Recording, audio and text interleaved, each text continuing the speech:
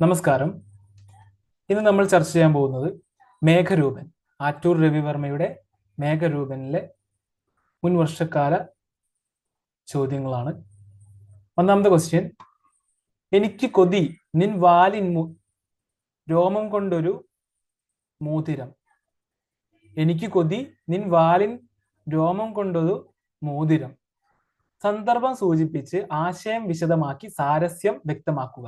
2023 question ആണ്. Second question: അദൃശ്യമായ കാവ്യ ചോദനയും സർഗാത്മകതയും കൂടിക്കലർന്ന കവിത്വത്തിന്റെ പ്രതീകാത്മകമായ ആവിഷ്കരണമാണ് മേഘരൂപൻ. ചർച്ച ചെയ്യുക. തേർഡ് ക്വസ്റ്റ്യൻ: പദങ്ങളുടെയും ഇമേജറികളുടെയും ദ്വയാർത്ഥ സങ്കല്പങ്ങളും പരിതസ്ഥിതിക വിഭവങ്ങളും കെട്ടുപിണഞ്ഞു കിടക്കുന്ന മേഘരൂപൻ എന്ന കവിത ശയ്യാഗുണമുള്ള ഒരു സർഗാത്മക സൃഷ്ടിയാണെന്നു കരുതുക വയ്യ. ഈ അഭിപ്രായത്തിന്റെ സാധുത നിരീക്ഷിക്കുക.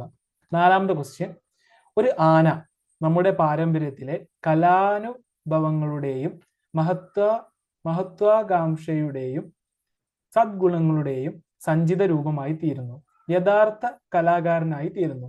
മേഘരൂപനെ ഇങ്ങനെ വ്യാഖ്യാനിക്കാമോ? ഫിഫ്ത് ക്വസ്റ്റ്യൻ: കാവ്യകലയുടെ അപാരമായ വന്യവും സുന്ദരവുമായ സർഗ പ്രഭാവങ്ങളെ ഉണർത്തുകയാണ് മേഘരൂപൻ. സമർത്ഥിക്കുക. സിക്സ്ത് ക്വസ്റ്റ്യൻ: പി കുഞ്ഞിരാമൻ നായരുടെ വ്യക്തിത്വത്തെ മുന്നിൽ കണ്ടെഴുതിയ മേഘരൂപൻ ഔപചാരികതയുടെ സീമകളെ ലംഘിച്ച് ദീപ്തമായ ആവിഷ്കാരമായി മാറുന്നതെങ്ങനെയെന്ന് സ്പഷ്ടമാക്കുക. സെവൻത് ക്വസ്റ്റ്യൻ: മേഘരൂപൻ എന്ന കവിതയിൽ പി കുഞ്ഞിരാമൻ നായരുടെ വ്യക്തിത്വം അനാവൃതമാകുന്നുണ്ടോ? നിരീക്ഷിക്കുക. എയ്ത്ത് ക്വസ്റ്റ്യൻ: മേഘരൂപനിലെ കഥാപാത്രം ഒരു വ്യക്തിയല്ല, ഏത് മലയാളിയുമാകാം. ഏതോ വളകിലുക്കം കേട്ടലയും ഭ്രഷ്ടകാമുകൻ. ഏതോ വളകിലുക്കം കേട്ടലയും ഭ്രഷ്ടകാമുകൻ എന്ന കാവ്യഭാഗം ഈ അഭിപ്രായത്തെ സാധൂകരിക്കുന്നുണ്ടോ എന്ന് ചിന്തിക്കുക. നയൻത് ക്വസ്റ്റ്യൻ: ഭ്രഷ്ടകാമുകനായ കവിയെ മേഘരൂപന്റെ ഔന്നിത്യത്തിലെത്തിക്കുന്ന രാസവിദ്യ ആറ്റൂർ എങ്ങനെ സാധിക്കുന്നു? 10th ക്വസ്റ്റ്യൻ: ഏത് നിലയിലുള്ള കലാകാരനെയാണ് മേഘരൂപനിൽ കാണാൻ കഴിയുന്നത്? ചർച്ച ചെയ്യുക. 11th ക്വസ്റ്റ്യൻ: പി വിരാജിച്ചിരുന്നത് തൻ്റെതായ ഒരു കാവ്യലോകത്തായിരുന്നുവോ? ആറ്റൂരിന്റെ മേഘരൂപൻ എന്ന കൃതിയെ ആസ്പദമാക്കി ചർച്ച ചെയ്യുക. 12th ക്വസ്റ്റ്യൻ: ആധുനിക കവിതാ രൂപത്തിൽ കൂടുതൽ ലഘുവും ഭാവത്തിൽ ധ്വനിസാന്ദ്രവും ആണ് മേഘരൂപൻ എന്ന കവിതയെ ആസ്പദമാക്കി മുൻനിർത്തി പരിശോധിക്കുക. ആധുനിക കവിത രൂപത്തിൽ കൂടുതൽ ലഘുവും ഭാവത്തിൽ ധ്വനിസാന്ദ്രവും ആണ് മേഘരൂപൻ എന്ന കവിതയെ മുൻനിർത്തി പരിശോധിക്കുക. 13ാമത്തെ ക്വസ്റ്റ്യൻ: സഹ്യനേക്കാൾ തലപ്പൊക്കം, നിളയേക്കാളും ആർദ്രത, ഇണങ്ങി നിന്നിൽ സൽപുത്രന്മാരിൽ പൈതൃക മങ്ങനെ. സന്ദർഭം സൂചിപ്പിച്ച് ആശയം വിശദമാക്കി സാരസ്യം വ്യക്തമാക്കുക. 14ാമത്തെ ക്വസ്റ്റ്യൻ: അണുധൂളി പ്രസരത്തിൻ വിശുദ്ധ ദിനങ്ങളിൽ മുങ്ങിക്കിടന്നു നീ പൂർവ പുണ്യത്തിന്റെ കയങ്ങളിൽ. സന്ദർഭം സൂചിപ്പിച്ച് ആശയം വിശദമാക്കി സാരസ്യം വ്യക്തമാക്കുക. ഓക്കെ, ഇനി നമുക്ക് പാഠഭാഗത്തിലേക്ക് കടക്കാം. മലയാളം യൂണിറ്റ് 3 മേഘരൂപൻ, ആറ്റൂർ രവിവർമ്മ, പേപ്പർ 2 ആണ്, സെക്ഷൻ എ. സഹ്യനേക്കാൾ തലപ്പൊക്കം, നിളയേക്കാളും ആർദ്രത, ഇണങ്ങി നിന്നിൽ സൽപുത്രന്മാരിൽ പൈതൃകമങ്ങനെ. നിനക്കെഴുതുവാൻ പൂഴിവിരിപ്പു ഭാരതപ്പുഴ, നിനക്കു കാണുവാൻ മാനം നീർത്തുന്നു വർണ്ണപുസ്തകം. നിനക്കു മഞ്ഞുകുപ്പായം തുന്നുന്നു തിരുവാതിര, പഠിക്കൽ വന്നു കൂകുന്നു പട്ടണി പൊന്നുഷസുകൾ. ഇടുങ്ങിയ നിരപ്പായ തേഞ്ഞ പാതകൾ വിട്ടു നീ ഉന്നതങ്ങളിൽ മേഘങ്ങളൊത്തുമേയുന്ന വേളയിൽ, പൊൻകോലം കേറ്റുവാൻ കുമ്പിട്ടിയിലല്ലോ നിന്റെ മസ്തകം. ഇരുമ്പു കൂച്ചാൽ ബന്ധിക്കപ്പെട്ടില്ലല്ലോ പദങ്ങളും. ഉന്നം തെറ്റാത്ത തോക്കിന്നുമായില നിന്നെ വീഴ്ത്താൻ, കേമന്മാരോ മനിച്ചാലും ചെവിവട്ടം പിടിച്ചു നീ. നീ ഇന്ന മേഘരൂപന്റെ ഗോത്രത്തിൽ ബാക്കിയായവൻ, ഏതോ വളകിലുക്കം കേട്ടലയും ഭ്രഷ്ടകാമുകൻ. അണുധൂളി അണുധൂളി പ്രസാരത്തിന്ന വിശുദ്ധ ദിനങ്ങളിൽ മുങ്ങിക്കിടന്നു നീ പൂർവപുണ്യത്തിന്റെ കയങ്ങളിൽ. നീ കൃഷ്ണശിലതൻ താളം വിണ്ണിലോലുന്ന നീലിമ ആഴിതൻ നിത്യമാം തേങ്ങൽ പൗർണമിക്കുള്ള പൂർണത. അന്തർനിൻ തുമ്പിയോ കൊമ്പോ പള്ളയോ തൊട്ടിടഞ്ഞിടാം എനിക്കു കൊതിനിൻ വാലിൻ രോമം കൊണ്ടൊരു മോതിരം. അന്തർനിൻ തുമ്പിയോ കൊമ്പോ പള്ളയോ തൊട്ടിടഞ്ഞിടാം എനിക്കു കൊതിനിൻ വാലിൻ രോമം കൊണ്ടൊരു മോതിരം. ആറ്റൂർ രവിവർമ്മ. ആറ്റൂർ രവിവർമ്മ. എല്ലാ വീടും പടിഞ്ഞാട്ടു നോക്കുമ്പോൾ എൻ്റെ വീടു കിഴക്കോട്ടാണല്ലോ. എല്ലാവർക്കും വെളുത്തുള്ളൊരമ്മമാർ, എൻ്റെ അമ്മ കറുത്തിട്ടുമല്ലോ. സ്വകാര്യം. എന്നിങ്ങനെ തൻ്റെ വ്യതിരിക്തത കവിതയിൽ ആവിഷ്കരിച്ച ആറ്റൂർ രവിവർമ്മ ആധുനിക കവികളിൽ പ്രധാനിയാണ്.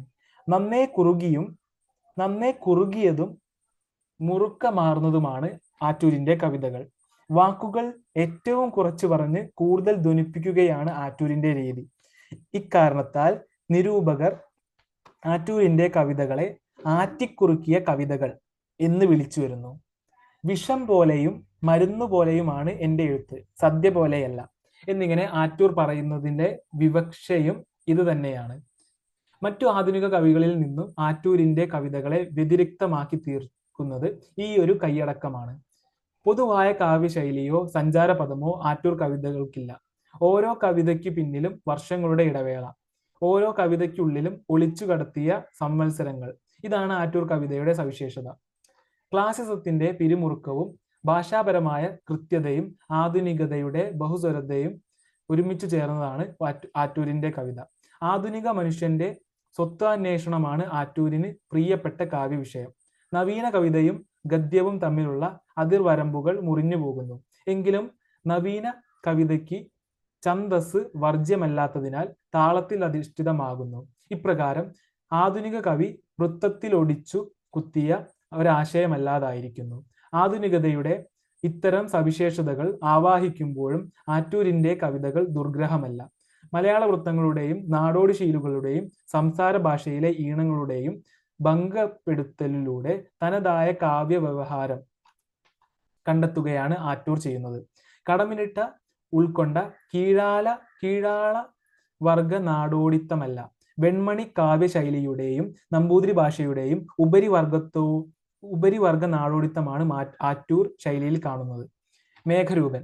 1977 കവിത എന്ന സമാഹാരത്തിലെ കവിതയാണ് മേഘരൂപൻ. ഭ്രാന്ത്, മേഘരൂപൻ, സംക്രമണം, ക്യാൻസർ, ഉദാത്തം തുടങ്ങിയ കവിതകളെയെല്ലാം ആധുനികതയുടെ മുഖമുദ്ര പേറുന്ന കവിതകളാണ്. ആറ്റൂർ കവിതയുടെ മുഖമുദ്രയായ ആറ്റിക്കുറുക്കിയ കവിതയാണ് മേഘരൂപനും. കുറുക്കിയതും മുറുക്കമാർന്നതുമാണ് മേഘരൂപന്റെ ഘടന. ഏറ്റവും കുറഞ്ഞ വാക്കുകളിലൂടെ കൂടുതൽ ധ്വനിപ്പിക്കുന്ന രീതി മേഘരൂപനിൽ ഉടനീളം കണ്ടുവരുന്നു. പ്രത്യക്ഷത്തിൽ ലഘു കവിതയാണെങ്കിലും അലഘുവായ അനുഭവമാണ് മേഘരൂപൻ നൽകുന്നത്. കവിതയെയും ജീവിതത്തെയും കുറിച്ചുള്ള ഉൾക്കാഴ്ച ഇതിലുണ്ട്. കാവ്യാർത്ഥം. സഹ്യനേക്കാൾ തലപ്പൊക്കവും നിളയേക്കാളും ആർദ്രതയും നിന്നിൽ ഇണങ്ങി ചേർന്നിരിക്കുന്നു. ഈ ചേർച്ച സൽപുത്രന്മാരിൽ പൈതൃകം എങ്ങനെയാണോ കാണുന്നത് അപ്രകാരമാണെന്ന് കവി പറയുന്നു. മേഘരൂപൻ എന്ന കാവ്യം ആരംഭിക്കുന്നത് ഇപ്രകാരമാണ്. സഹ്യൻ, തലപ്പൊക്കം, നിള എന്നീ പദങ്ങൾ നമ്മെ കേരളക്കരയുടെ ചിത്രമാണ് ഓർമ്മിപ്പിക്കുന്നത്. സഹ്യനേക്കാൾ തലപ്പൊക്കം എന്ന ആദ്യത്തെ വരിയിലെ തലപ്പൊക്കം എന്ന പദം ആനയുടെ ആകാരത്തിലേക്കാണ് അനുവാചകനെ എത്തിക്കുന്നത്. ഇത്തരത്തിൽ ആനയെക്കുറിച്ചുള്ള ഒരു സൂചന കവി ആദ്യമേ തന്നെ നൽകുന്നുണ്ട്. നിളയേക്കാളും ആർദ്രത എന്ന വരി മനസ്സിനെ കുറിക്കുന്നതാണ്. സഹ്യൻ, നിള എന്നീ ഉപമാനങ്ങൾ തമ്മിലുള്ള ബന്ധം ആനയുടെ ആകാരവും സ്വഭാവവും തമ്മിലുള്ള ഇണക്കത്തെ സൂചിപ്പിക്കുന്നു. ആനയെ പറ്റി എന്തു പറഞ്ഞാലും അത് അധികമാവില്ല എന്നതിനാൽ അതിശയോക്തിയോടുകൂടി കവിത ആരംഭിച്ചിരിക്കുന്നു. ഇണങ്ങി നിന്നിൽ എന്ന പ്രയോഗത്തിലൂടെ ആകാരത്തിന്റെയും മനസ്സിന്റെയും യോജിപ്പും ഇവ രണ്ടും ചേരുമ്പോഴുണ്ടാകുന്ന വ്യക്തിത്വത്തിന്റെ സമത്വവും പ്രകടമാക്കാൻ കഴിയുന്നു. സൽപുത്രന്മാരിൽ പൈതൃകം പൈതൃകം അങ്ങനെ എന്നു പറഞ്ഞിരിക്കുന്നതിലൂടെ പ്രസ്തുതമായ കാര്യം വ്യക്തമായി സമർത്ഥിക്കാൻ കവിക്ക് കഴിഞ്ഞു. നല്ല പുത്രന്മാരിൽ അടങ്ങിയിരിക്കുന്ന പൈതൃകാനുഗ്രഹം ഒരിക്കലും വിയോജിക്കാത്ത ഒന്നാണ്. അപ്രകാരം ആകാരവും മനസ്സും അവനിൽ ഇണങ്ങി നിൽക്കുന്നതായി കവി പറയുന്നു. പി കുഞ്ഞിരാമൻ നായരുടെ ജീവിതത്തെയും കവിതയെയും ബന്ധപ്പെടുത്തി മറ്റൊരു പരോക്ഷ വായനയും മേഘരൂപനിൽ സാധ്യമാണ്. ആകാരത്തിലും ഭാവത്തിലും പി എങ്ങനെയായിരുന്നു എന്ന വിശേഷണത്തോടെയാണ് കവിത ആരംഭിക്കുന്നത്. സഹ്യനേക്കാൾ തലപ്പൊക്കം, നിളയേക്കാളും ആർദ്രത എന്നീ വരികളിലൂടെ പിയുടെ ഉയരമുള്ള ശരീരവും സ്നേഹം നിറഞ്ഞ മനസ്സും വ്യക്തമാക്കാൻ ആറ്റൂരിന് കഴിഞ്ഞു. സഹ്യപർവ്വതവും നിളാനദിയും കേരളത്തിന്റെ രണ്ട് സാംസ്കാരിക ബിംബങ്ങളാണ്. ഈ സാംസ്കാരിക പൈതൃകം പി എന്ന വ്യക്തിയിലും അദ്ദേഹത്തിന്റെ കവിതകളിലും കാണാം. സഹ്യന്റെ മകനാണ് ആന എന്ന കവി സങ്കല്പം കൂടി ഇതിനോട് ചേർത്ത് വയ്ക്കുമ്പോൾ ബിംബകൽപ്പനയുടെ സൗന്ദര്യം പൂർണ്ണമായി. നിനക്കെഴുതുവാൻ പൂഴി വിരിപ്പു ഭാരതപ്പുഴ, നിനക്കു കാണുവാൻ മാനം നീർത്തുന്നു വർണ്ണപുസ്തകം, നിനക്കു മഞ്ഞുകുപ്പായം തുന്നുന്നു തിരുവാതിര, പഠിക്കൽ വന്നു കൂകുന്നു പട്ടണി പൊന്നുഷസുകൾ എന്നിങ്ങനെയുള്ള വരികളിൽ പ്രകൃതിയെയാണ് ആവിഷ്കരിച്ചിരിക്കുന്നത്. ഭാരതപ്പുഴയുടെ പൂഴിമണലും ആകാശത്തിന്റെ വർണ്ണപുസ്തകവും തിരുവാതിരയുടെ മഞ്ഞുകുപ്പായവും പട്ടണിഞ്ഞ പൊന്നുഷസുകളുമെല്ലാം മനോഹരമായ പ്രകൃതി വർണ്ണനകളാണ്. പ്രകൃതി പ്രതിഭാസത്തെ വർണ്ണിക്കുന്ന ഈ രണ്ട് കാവ്യഭാഗത്തും കാവ്യം ആരംഭിക്കുന്നത് നിനക്ക് എന്ന് പറഞ്ഞുകൊണ്ടാണ്. മേഘരൂപൻ എന്ന കവിതയിൽ ആവിഷ്കരിച്ചിരിക്കുന്ന വ്യക്തിക്ക് പ്രാധാന്യം നൽകാൻ കർത്തൃപ്രധാനമായ കാവ്യം സഹായകമാണ്. സഹ്യപർവ്വതം, ഭാരതപ്പുഴ, തിരുവാതിര നക്ഷത്രം, ആകാശം, പ്രഭാതം എന്നിവയെല്ലാം പിയുടെ കവിതകളിൽ അനവധി തവണ ആവർത്തിക്കപ്പെടുന്ന ദൃശ്യബിംബങ്ങളാണ്. അവിടെ പ്രകൃതിയും കവിതയും ഒന്നായി തീരുന്നു. ഭാരതപ്പുഴയിലെ പൂഴിമണൽ അവൻ എഴുതാനാണെന്നും ആകാശത്തിലെ നിറക്കൂട്ടുകൾ അവന് കാണാനാണെന്നും ഋതുക്കൾ മാറി വരുന്നത് അവന് വേണ്ടിയാണെന്നും കവി പറയുമ്പോൾ പ്രകൃതിയും പിയും എത്രമാത്രം ഇഴുകിച്ചേർന്നിരുന്നു എന്ന് അനുവാചകർക്ക് മനസ്സിലാക്കാൻ കഴിയുന്നു. മേൽക്കൂരകളില്ലാത്ത ജീവിതത്തിനുടമയായിരുന്നു പി കുഞ്ഞിരാമൻ നായർ. അതുകൊണ്ട് തന്നെ പ്രകൃതിയോട് ഇണങ്ങി ചേർന്നുകൊണ്ടുള്ള ജീവിതമാണ് പി നയിച്ചിരുന്നത്. അങ്ങനെ ഒരാൾക്ക് വേണ്ടിയാണ് തിരുവാതിര നാളുകളിൽ പ്രകൃതി മഞ്ഞുകുപ്പായം തുന്നുന്നതും പട്ടണിഞ്ഞ പൊന്നുഷസുകൾ പഠിക്കൽ വന്ന് കൂകുന്നതും. പിയും പ്രകൃതിയും തമ്മിലുള്ള ഈ തന്മയീ ഭാവം ആറ്റൂർ അവതരിപ്പിക്കുന്നത് ഏകാഗിയായ ഒറ്റയാനും പ്രകൃതിയും തമ്മിലുള്ള ബന്ധം കാണിച്ചുകൊണ്ടാണ്. ഇടുങ്ങിയ നിരപ്പായ തേഞ്ഞ പാതകൾ വിട്ടു നീ ഉന്നതങ്ങളിൽ മേഘങ്ങൾ ഒത്തുമേയുന്ന വേളയിൽ പൊൻകോലം കേറ്റുവാൻ കുമ്പിട്ടിയിലല്ലോ നിന്റെ മസ്തകം, ഇരുമ്പു കൂച്ചാൽ ബന്ധിക്കപ്പെട്ടില്ലല്ലോ പദങ്ങളും എന്നിങ്ങനെ തുടർന്നുള്ള വരികളിൽ ആകർഷകമായ വ്യക്തിത്വത്തിന്റെ വിവിധ വശങ്ങളാണ് കവി ആവിഷ്കരിച്ചിരിക്കുന്നത്. മേഘരൂപൻ എന്ന കവിത എന്തിനെയാണ് പ്രതീകാത്മകമായി അവതരിപ്പിക്കുന്നതെന്ന് പ്രസ്തുത ഭാഗം വ്യക്തമാക്കുന്നു. ഇടുങ്ങിയ നിരപ്പായ തേഞ്ഞ പാതകൾ വിട്ട് സഞ്ചരിക്കാൻ ഇഷ്ടപ്പെട്ട കവിയാണ് പി കുഞ്ഞിരാമൻ നായർ. സങ്കുചിത താല്പര്യങ്ങൾ നിറഞ്ഞതും വെല്ലുവിളികൾ ഇല്ലാത്തതും പഴകിത്തേഞ്ഞതുമായ കാവ്യവീഥികളിൽ കൂടി വീണ്ടും സഞ്ചരിക്കാൻ പി ഒരുക്കമായിരുന്നില്ല. ചെങ്കുത്തായ കാട്ടുവഴികളിലൂടെ മലമുകളിലേറി ഉന്നതങ്ങളിൽ മേഘരൂപനായ കരിവീരൻ മേഘങ്ങളോടൊത്ത് മേയുന്ന ചിത്രത്തിൽ ഒരു ഒറ്റയാന്റെ സ്വാതന്ത്ര്യം ദൃശ്യമാണ്. ദേവന്റെ തിടമ്പേറ്റാൻ ആനയ്ക്ക് തല കുനിച്ച് കൊടുത്തേ മതിയാവൂ. അങ്ങനെ വരുമ്പോൾ കാലിൽ ഇരുമ്പു കൂച്ചിന്റെ ബന്ധനവും ഉണ്ടാകും. ഇത് ആനയുടെ സ്വാതന്ത്ര്യത്തെ നിയന്ത്രിക്കുന്ന ഘടകമാണ്. തന്റെ സ്വാതന്ത്ര്യത്തെ ഇല്ലാതാക്കുന്ന യാതൊന്നിനെയും ഉൾക്കൊള്ളാത്ത ആകർഷകമായ വ്യക്തിത്വമാണ് ഇവിടെ ദൃശ്യമാകുന്നത്. സ്ഥാനമാനങ്ങൾക്കോ പുരസ്കാരങ്ങൾക്കോ വേണ്ടി ഒരാളുടെ മുന്നിലും തല കുനിക്കാത്ത വ്യക്തിത്വമായിരുന്നു പിയിലെ കവിയുടേത്. തന്റെ കവിതയിലും ജീവിതത്തിലും ബാഹ്യമായ ഇടപെടലുകളും നിയന്ത്രണങ്ങളും അകറ്റി നിർത്താൻ പിക്ക് സാധിച്ചിരുന്നു. പുരസ്കാരങ്ങൾക്ക് വേണ്ടി എന്തും എഴുതി വയ്ക്കുന്ന കവി വ്യക്തിത്വമല്ല പിയുടേത്. പൊൻകോലം കേറ്റുവാൻ നിന്റെ മസ്തകം കുമ്പിട്ടില്ല എന്ന് കാവ്യത്തിൽ പറയുന്നതിലൂടെ അർത്ഥമാക്കുന്നത് ഇതാണ്. ഇരുമ്പു കൂച്ചാൽ ബന്ധിക്കപ്പെട്ടില്ലല്ലോ പദങ്ങളും. ഒരേ സമയം രണ്ടു വായനകൾക്ക് ഇടം നൽകുന്നതാണ് മേഘരൂപൻ കവിത എന്ന വസ്തുതയെ അടിവരയിട്ടുറപ്പിക്കുന്ന വരികളാണിത്. ഇതിലെ പദങ്ങൾ എന്നതിന് പദങ്ങൾ എന്ന സാമാന്യ അർത്ഥം കൂടാതെ കാലുകൾ എന്ന മറ്റൊരു അർത്ഥവുമുണ്ട്. ഇരുമ്പ് കൂച്ചാൽ നിന്റെ കാലുകൾ പെട്ടിട്ടില്ല എന്ന അർത്ഥം ഇക്കാരണത്താൽ നമുക്ക് വായിച്ചെടുക്കാം.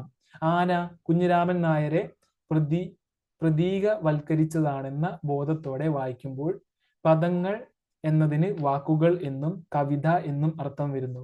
തുടർന്ന് സർവത്ര സ്വാതന്ത്ര്യത്തോടെ കാവ്യരചന നടത്തിയ കവിയായിരുന്നു പി എന്ന വ്യംഗ്യാർത്ഥത്തിലെത്തുന്നു. ഉന്നം തെറ്റാത്ത തോക്കിന്നു മായില നിന്നെ വീഴ്ത്തുവാൻ, കേമന്മാരോമനിച്ചാലും ചെവി വട്ടം പിടിച്ചു നീ. ഇരുമ്പു കൂച്ചുകളാൽ ബന്ധിക്കപ്പെടാത്ത കവിതകൾ രചിച്ച പിക്ക് നേരിടേണ്ടി വന്ന വിമർശനങ്ങളെയാണ് ഈ വരികളിൽ പറയുന്നത്. സർവത്ര സ്വതന്ത്രനായി കാട്ടിൽ മേഞ്ഞു നടക്കുന്ന ഒറ്റയാനെ മയക്കുവെടി വെച്ചു വീഴ്ത്തുവാൻ കേമന്മാരായ ആർക്കും തന്നെ സാധിച്ചില്ല എന്ന് പറയുന്നതിലൂടെ സർവത്ര സ്വാതന്ത്ര്യം അനുഭവിച്ച കവിയുടെ കാവ്യജീവിതവും കേമന്മാരായ നിരൂപകരുടെ വിമർശനങ്ങളിലൊന്നും പെട്ടുപോകാതെ മുന്നേറുന്ന കാവ്യ തപസ്യയും വ്യംഗ്യാർത്ഥമായി ലഭിക്കുന്നു. കേമന്മാർ ഓമനിച്ചാലും ചെവി വട്ടം പിടിച്ചു നീ എന്ന് പറയുന്നതിലൂടെ സ്തുതി പാഠകരുടെ സ്തുതികൾക്കുമപ്പുറത്തേക്ക് തന്നെ മനസ്സിനെ കൊണ്ടെത്തിക്കാൻ സാധിച്ച മഹാകവി പി കുഞ്ഞിരാമൻ നായർ ദൃശ്യാനുഭവമാകുന്നു. കാപഢ്യത്തിന്റെയും പൊള്ളയായ ആർഭാടങ്ങളുടെയും പ്രലോഭനങ്ങളുടെയും കാലഘട്ടത്തിൽ ഇവയിൽ ഒന്നിലും കാലിടറാതെ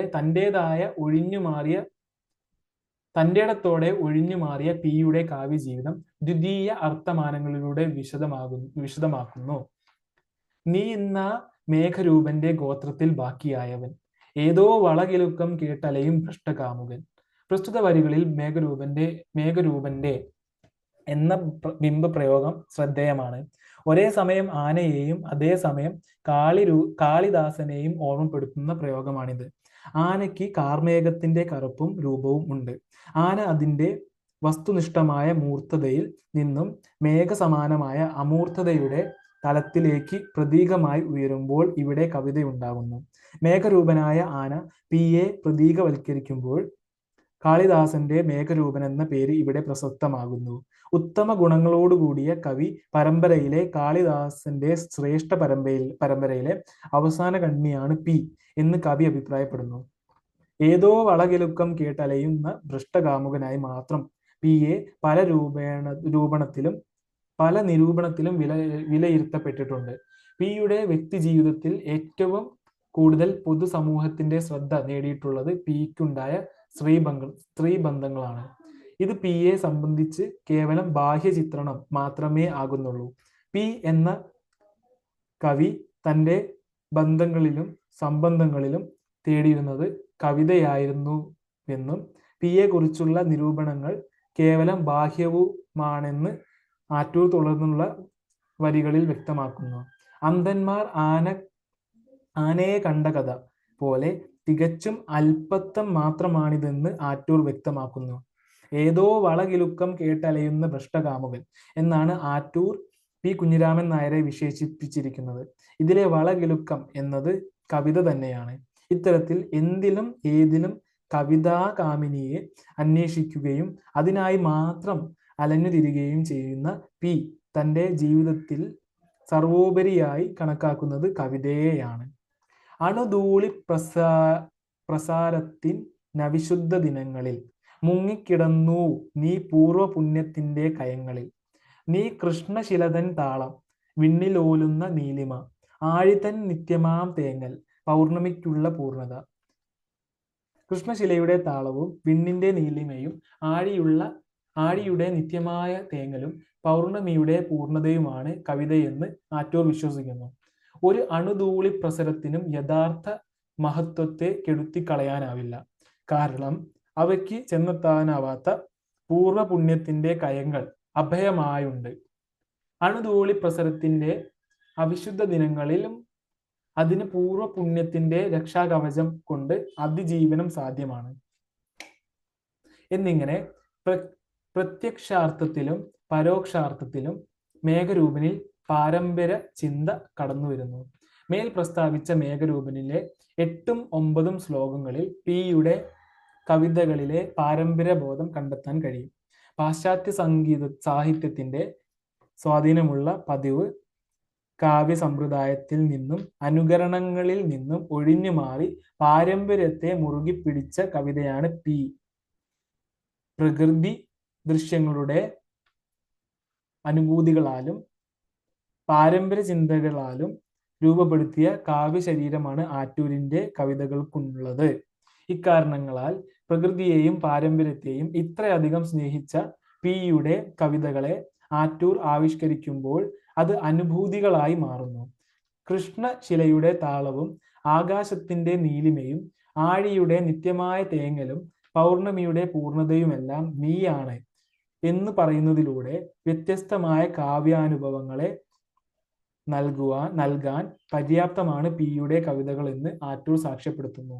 നീ എന്നുള്ള സംബോധനാ രൂപത്തിന് പ്രാധാന്യം നൽകുന്നതിലൂടെ അതിന് കവിതയിൽ കേന്ദ്രസ്ഥാനം നൽകാൻ കഴിയുന്നു. ഇത് വ്യംഗ്യാർത്ഥത്തിൽ പിക്ക് പ്രാധാന്യം നൽകുന്നതിന് ഉപകരിക്കുന്നു. അന്തർ നിൻ തുമ്പിയോ കൊമ്പോ പള്ളയോ തൊട്ടിടഞ്ഞിടാം, എനിക്കു കൊതി നിൻ വാലിൻ രോമം കൊണ്ടൊരു മോതിരം. പിയുടെ കവിതയെ എങ്ങനെയെല്ലാമാണ് നിരൂപക ലോകം മനസ്സിലാക്കിയിരുന്നത് അതിനെക്കുറിച്ച് ആറ്റൂരിന്റെ അഭിപ്രായം, ആറ്റൂർ എപ്രകാരം പിയുടെ കവിതകളെ കാണാൻ ഇഷ്ടപ്പെടുന്നു എന്നീ ചോദ്യങ്ങൾക്കുള്ള ഉത്തരമാണ് മേഘരൂപനിലെ അവസാന 4 വരികൾ. പിയുടെ കവിതകൾ നിരൂപിക്കാൻ ശ്രമിച്ച് പരാജയപ്പെട്ടവർക്ക് നേരെയുള്ള അതിശക്തമായ വിമർശനത്തെ കാണിക്കുന്നതിന് ആനയെ കണ്ട അന്ധന്മാരുടെ കഥയുമായി ബന്ധപ്പെടുത്തി കവിത രചിച്ചിരിക്കുന്നു. നിരൂപകരെ അന്ധന്മാരാക്കിയതുപോലെ തന്നെ പിയെ ആനയോടും ഉപമിച്ചിരിക്കുന്നു. ആനയുടെ കാലുകൾ സ്പർശിക്കുന്ന അന്ധന് തൂണ് പോലെയായും ചെവികൾ സ്പർശിക്കുന്ന മറ്റൊരു അന്ധന് മുറം പോലെയായുമൊക്കെ ആന അനുഭവപ്പെടുന്നു. ഇത്തരത്തിൽ അപൂർണമാണ് പിയെ കുറിച്ച് ഉണ്ടായിട്ടുള്ള നിരൂപണങ്ങളെന്ന് മേഘരൂപൻ സാക്ഷ്യപ്പെടുത്തുന്നു. ഏതെങ്കിലും ഒരു പ്രത്യേക സവിശേഷതകളെ മാത്രം കാണുകയും അതാണ് പിയുടെ കാവ്യലോകമെന്ന് തെറ്റിദ്ധരിക്കുകയും ഇടയുകയും ചെയ്യുന്ന നിരൂപകരെ ഇവിടെ വിമർശന വിധേയമാക്കുന്നു. പിയുടെ കുറവുകളെ ആവോളം വിളംബരം ചെയ്ത് അട്ടഹസിച്ചിരുന്ന നിരൂപകർക്ക് പിയെ പൂർണ്ണമായി ഉൾക്കൊള്ളുവാൻ സാധിച്ചില്ല. തെറ്റായി വ്യാഖ്യാനിക്കപ്പെടുകയും അങ്ങനെ അകാരണമായി ശോഭിക്കുകയും ചെയ്യുന്നവർ പാരമ്പര്യത്തെ മാനിക്കുന്നവരല്ല. അവർക്ക് ബാഹ്യമൂടികൾ മാത്രമേ അനുഭവിക്കാനാകുന്നുള്ളൂ. അന്ധന്മാർ നിന്റെ തുമ്പിയോ കൊമ്പോ പള്ളയോ തൊട്ടിടഞ്ഞിടാം എന്ന് പറയുന്നതിലൂടെ ഇതാണ് അർത്ഥമാക്കുന്നത്. എന്നാൽ കവി ആഗ്രഹിക്കുന്നത് രോമം കൊണ്ടൊരു മോതിരം മാത്രമാണ്. ഇതിലൂടെ മേൽ പറഞ്ഞ തരം നിരൂപണങ്ങളോട് ആറ്റൂരിന് താല്പര്യമില്ലെന്ന് വ്യക്തമാക്കുന്നു. ഇവിടെയും ആന എന്ന പ്രതീകത്തെ നന്നായി ഉപയോഗിക്കാൻ ആറ്റൂരിന് സാധിച്ചിട്ടുണ്ട്. പിയെ കുറിച്ചിട്ടുണ്ടായിട്ടുള്ള നിരൂപണങ്ങൾ പലപ്പോഴും അപൂർണങ്ങളാണ്. പിയുടെ കവിതകളിലെ പ്രകൃതികളെയും പാരമ്പര്യത്തെയും ഒക്കെ അനുഭവങ്ങളും അനുഭൂതികളുമായി മനസ്സിലാക്കുവാൻ മുതിരുന്ന ഒരു കവിതയാണ് ആറ്റൂരിന്റെ മേഘരൂപൻ. ഇതിനായി ബിംബങ്ങൾ കോർത്തിണക്കിക്കൊണ്ടുള്ള പ്രതീകാത്മകമായ ഒരു രീതി കവി സ്വീകരിച്ചിരിക്കുന്നു. ബിംബങ്ങളുടെ വ്യാഖ്യാനത്തിലൂടെ ലഭ്യമാകുന്ന പ്രഥമവും ദ്വിതീയവുമായ അർത്ഥമാനങ്ങളിലൂടെയാണ് കവിത മുന്നോട്ട് പോകുന്നത്. പിയുടെ കാവ്യ ജീവിതത്തെ മൊത്തമായി രേഖപ്പെടുത്തുന്ന കാവ്യമല്ല മേഘരൂപൻ. മറിച്ച് പിയുടെ കവിത ആറ്റൂരിന് നൽകുന്ന അനുഭൂതികളെ പ്രതീകവൽക്കരിച്ച് അവതരിപ്പിക്കാനാണ് രവിവർമ്മ ശ്രമിച്ചിട്ടുള്ളത്. ഇതിനായി കവി തിരഞ്ഞെടുത്തിട്ടുള്ള സൂക്ഷ്മമായ പദപ്രയോഗങ്ങൾ കവിയെ സഹായിക്കുന്നു. മേഘരൂപൻ എന്ന തലക്കെട്ട് ശൈലീപരമായി പരിശോധിക്കുമ്പോൾ മേഘത്തെ ആനയോട് ഉപമിക്കുന്ന കാളിദാസന്റെ വരികളെ അനുസ്മരിപ്പിക്കുന്നു. ആനയ്ക്ക് കാർമേഘത്തിന്റെ കറുപ്പും രൂപവും ഉണ്ട്. അപ്രകാരമുള്ള ആന അതിന്റെ വസ്തുനിഷ്ഠമായ മൂർത്തതയിൽ നിന്നും മേഘസമാനമായ അമൂർത്തതയുടെ തലത്തിലേക്ക് പ്രതീകമായി ഉയരുന്നു. തുടർന്ന് മേഘരൂപനായ ആന പിയെ പ്രതീകവൽക്കരിക്കുമ്പോൾ കാളിദാസന്റെ മേഘരൂപൻ എന്ന പേര് പ്രസക്തമാകുന്നു. കാളിദാസന്റെ ശ്രേഷ്ഠമായ പരമ്പരയിലെ കണ്ണിയായി പി മാറുന്നു. ഇത്തരത്തിൽ ഏറെ അർത്ഥമാനങ്ങൾ വഹിക്കുന്ന ബിംബമാണ് മേഘരൂപൻ. മേഘരൂപനിലെ പാരമ്പര്യ ചിന്ത. മേഘരൂപൻ കവിതയിൽ ഇടയ്ക്കിടെ ആവർത്തിക്കപ്പെടുന്ന ഒന്നാണ് പാരമ്പര്യ ചിന്ത. സൽപുത്രന്മാരിൽ പൈതൃകം എങ്ങനെയാണോ അപ്രകാരം നിന്നിൽ സഹ്യനേക്കാൾ തലപ്പൊക്കവും നിലയേക്കാൾ ആർദ്രതയും ഇണങ്ങിച്ചേർന്നിരിക്കുന്നു എന്ന് പറഞ്ഞുകൊണ്ടാണ് കവിത ആരംഭിക്കുന്നത്. പ്രകൃതിയും പൈതൃകവും തമ്മിൽ ബന്ധിപ്പിച്ചുകൊണ്ടുള്ള ഒരു പാരമ്പര്യ ചിന്തയാണ് ഇവിടെ കാണുന്നത്. കവിതയിൽ പാരമ്പര്യത്തിന്റെ തുടർച്ചയുണ്ടെന്നും അത് പരിസരത്തിൽ നിന്ന് കരുത്താർജിക്കുന്നുവെന്നും ആറ്റൂർ രവിവർമ്മ മനസ്സിലാക്കിയിരുന്നു. പക്ഷേ അത് ഗതാനുഗതികത്വത്തിന്റെ ഇടുങ്ങിയതും നിരപ്പായതും തേഞ്ഞതുമായ പാത വിട്ട് ഉന്നതങ്ങളിലേക്ക് കുതിക്കുന്നു. കൃഷ്ണശിലയുടെ താളവും വിണ്ണിന്റെ നീലിമയും ആ അഴിയുടെ നിത്യമായ തേങ്ങലും പൗർണമിയുടെ പൂർണ്ണതയുമാണ് കവിതയെന്ന് ആറ്റൂർ വിശ്വസിക്കുന്നു. ഒരു അണുധൂളി പ്രസരത്തിനും യഥാർത്ഥ മഹത്വത്തെ കെടുത്തി കളയാനാവില്ല. കാരണം അവയ്ക്ക് ചെന്നെത്താവാത്ത പൂർവ പുണ്യത്തിന്റെ കയങ്ങൾ അഭയമായുണ്ട്. അണുധൂളി പ്രസരത്തിന്റെ അവിശുദ്ധ ദിനങ്ങളിലും അതിന് പൂർവ പുണ്യത്തിന്റെ രക്ഷാകവചം കൊണ്ട് അതിജീവനം സാധ്യമാണ്. എന്നിങ്ങനെ പ്രത്യക്ഷാർത്ഥത്തിലും പരോക്ഷാർത്ഥത്തിലും മേഘരൂപനിൽ പാരമ്പര്യ ചിന്ത കടന്നുവരുന്നു. പി കുഞ്ഞിരാമൻ നായർ.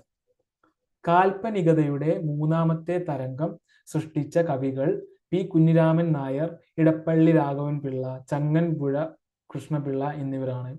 ഇവർ കവിത എഴുതി തുടങ്ങുമ്പോൾ കവിത്രയം വടവൃക്ഷങ്ങൾ പോലെ തണൽ വിരിച്ചു നിൽപ്പുണ്ടായിരുന്നു. ജി ശങ്കരക്കുറുപ്പിനും ബാലാമണി അമ്മയ്ക്കും തൊട്ടടുത്തു രംഗപ്രവേശം ചെയ്ത ഈ കവികൾ കവിതയെ പാരമ്പര്യ ബദ്ധതയിൽ നിന്ന് പൂർണ്ണമായും വിമുക്തമാക്കി.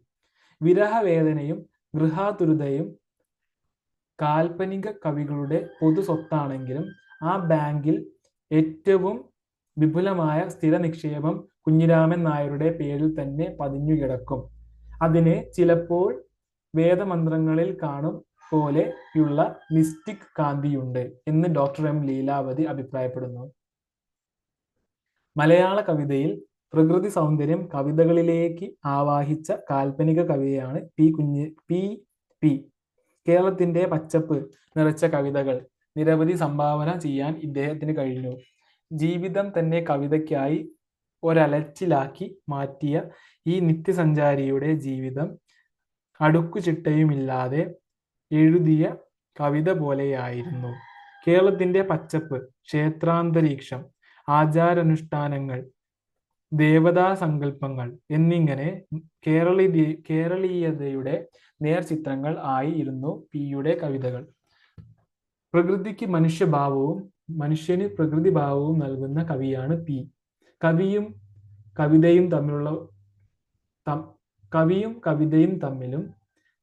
കവിതയും പ്രപഞ്ചവും തമ്മിലും അസാധാരണമായ ഒരു തന്മയീ ഭാവം പിയുടെ കവിതകളിൽ കാണാം.